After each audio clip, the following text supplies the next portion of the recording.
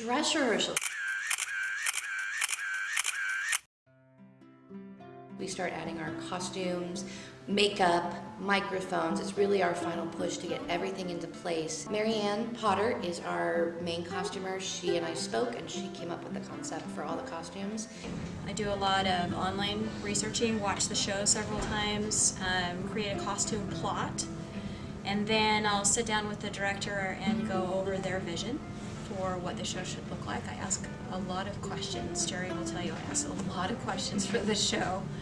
We really took a college campusy view of Jesus and his disciples. Jerry really wanted to do modern day, and I asked her what kind of modern day specifically, and she said college campus, kind of think college campus, and which I thought was a really good idea because a college campus kind of creates cohesion, but it doesn't limit us in any way. We really were able to dress Jesus in something that would look modern, kind of hip.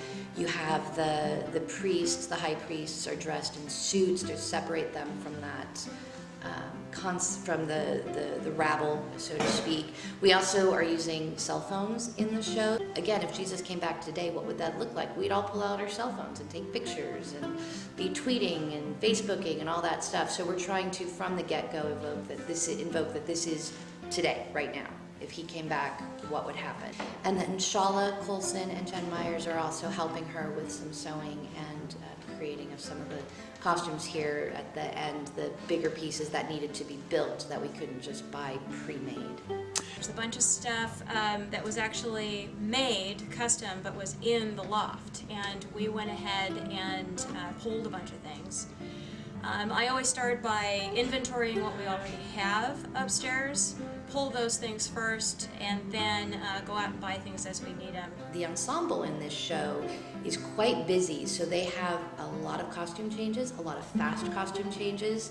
Sometimes they're going from one costume into another, back into a costume, so they just keep going back and forth. They're going to be running nonstop. So it's a chance to practice all those costume changes and really see what the show is going to look like, fully lit, costumes, microphones, actors, makeup, the whole 9 yards, so that I get a view of what that looks like before we have our first preview audience.